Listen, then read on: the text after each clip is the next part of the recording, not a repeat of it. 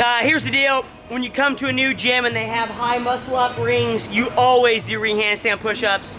To clarify, this is Jake Flowen's first time doing ring handstand push-ups from the high rings, and also Andrew Kiekler. So you're probably going to see a lot of fails, but you know what? We're trying.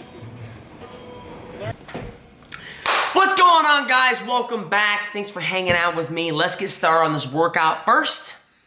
So we are off. We are actually at CrossFit 816, which is in Liberty, Missouri. It's like the northeastern side of Kansas City. It was actually a gym I affiliated with in my 2015 run at the CrossFit Games.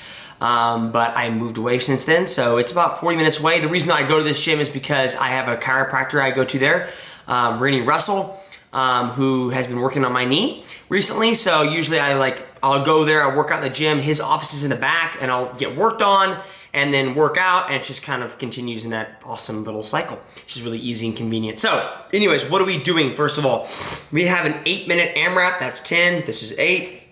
We have an 8-minute AMRAP. We are doing the ring handstand push-ups go up by 2, so it goes 2, 4, 6, 8, 10, yada, yada, yada. 50-foot handstand walk, so from this cone on the bottom of your screen all the way to the other end of the floor.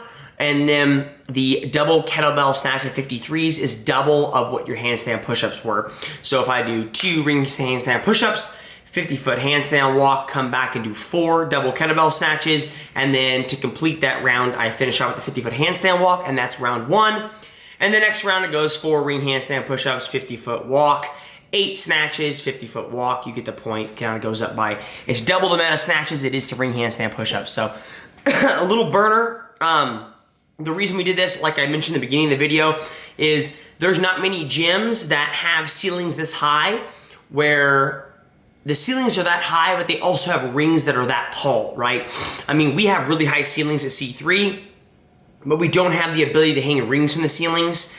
And so you don't find many gyms that have this capability of having rings that are really high and have long straps. And so when I do go to a gym that has this, I usually try to somehow fit in a reason to do ring handstand push-ups. That way, you can still practice them, because it's a lot different when you practice ring handstand push-ups from the floor or from like a ring dip position, because it's not as scary in terms of falling from the rings and, you know, still being 6-7 feet off the ground, and you might be able to hurt yourself. So this is actually Jake and Andrew's first time using long, tall straps for ring handstand push-ups where they're far off the ground and they can come to full extension.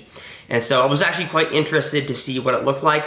I actually haven't even watched this film, so I don't even know what theirs look like. I don't know if Andrew fails at all. Let's watch.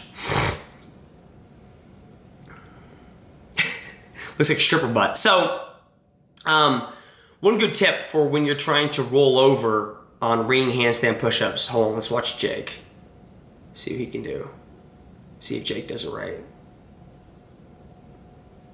Yeah, that's much better.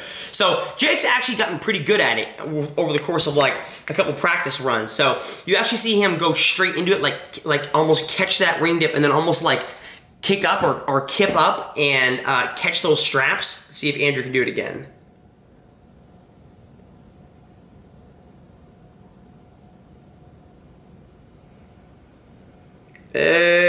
Almost. So what it looks like is you have to get your hips high. If you noticed how Jake was also to get his hips, now it's hard to see his hips from this angle, you're pretty much looking at their butt, right? But you can think about one and the same, is he needs to get his hips high above the rings. So if this is the rings, he needs to get his hips from the back behind the rings, so on top of the rings, because that's how you hook your feet around. And if you're watching Andrew, it's not happening, right? He goes from here, his butt, and it kind of gets to about right here, but never gets on top of the rings, and that's where he needs it at. He needs to crank it over and kick up. So let's see if he can do it this time. Let's go, Andrew. Let's go, Andrew. Okay, there, much better. See how he did that? So there's a couple different ways of doing that, right? First of all, if you notice what he did was he actually caught the muscle up, locked out his ring dip, and then kind of rotated through. So he locked out his ring dip and then kind of rotated through around the rings and was able to bring his hips up. That's one way of doing it. A quicker way is And that's the same way I do it, right? So I lock out and then I rotate around. If you watch Jake, he kind of catches the ring dip and then kind of like trusts himself to kip up and hook his feet. And so there's a couple different ways of obviously getting around the rings, but I would recommend, if you haven't done it from the high rings, do not start from the high rings, right? Start from lower ring dip spots. Going from the floor, like if the rings are like at floor level, it's really easy because, right, you just kind of kick up into a ring handstand push-ups on the rings. But I would recommend, if you do it and you're trying to learn how to rotate around those rings, do it from a ring dip position.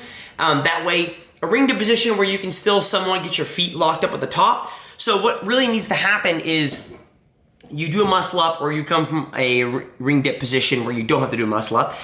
You need to lock out and rotate around the rings and get your hips higher in the rings. And then from there, your feet need to splay out like in a Y to catch the straps, right? That's the only way you're gonna stop yourself. Because if you kick up and your feet are straight up, right? They're straight up and they go through the straps on the inside of the straps, you're just gonna rotate around, just kind of spin, you know, it's not gonna work. It's not gonna work at all. Unless you're a great gymnast and you can like do a ring handstand push-up that's on, what would you call it, a freestanding ring handstand push-up where you're not even using the straps at all. That'd be impressive. But I'd recommend that when you kick up, your feet need to immediately splay out like a spread eagle, not like super splayed out like I'm doing like a side split, but enough that you know it's gonna catch the straps. So you need to know how wide your straps are.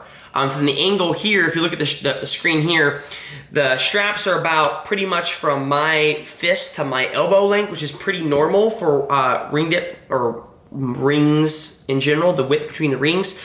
And so you really need to spread your feet out, not too much, but enough to catch the straps. And then your feet are around the straps, they link around and they loop around your feet. Now, when you're doing ring handstand push-ups, and I think Andrew and I are gonna try and put out a how-to video on this because, you know, me verbally discussing it is probably difficult to follow, especially since we're not doing ring handstand push-ups all the time on screen. But when you do ring handstand push-ups, your feet are really integral to how you go up and down the straps, right? You need to learn how to, hold on, let's pause this and watch this. So you see how he was kicked up real fast? See how Andrew's gonna lock out and he's gonna rotate. It's slower, but he still gets the job done. Okay, so if you look at their feet, right? Their feet go outside and they loop back around and it's around their foot. I'm not sure if they do it correctly. Andrew's just struggle busted in here. I'm not sure if they do it correctly, but you need to learn how to apply and take away friction from the straps. Apply pressure and take away pressure from the straps. So if you notice me come down, I will actually bring the straps in closer because I'm trying to apply pressure. That way I slow my descent. But then when I go up, I don't want that pressure applied, right? I don't want to have extra pressure and, you know, I'm working against gravity, but also working against friction. So the straps will actually come out because I'm almost pressing them out and creating like some wiggle room, like I'm creating space. That way I'm not also working against the straps and gravity. I really wish I could show you in slow-mo, but if you go back and watch it, it'll make sense. You should see the straps when I go down, when I'm descending in my handstand push-ups, my straps should come in slightly because I'm applying pressure. I don't want to just drop like a rock to the bottom of my handstand push-up. I'm slowly doing kind of a tempo to the bottom of it, right? And then when I'm going up, when I'm pressing out, I don't want that extra pressure because I don't want to be pressing out against the pressure and gravity.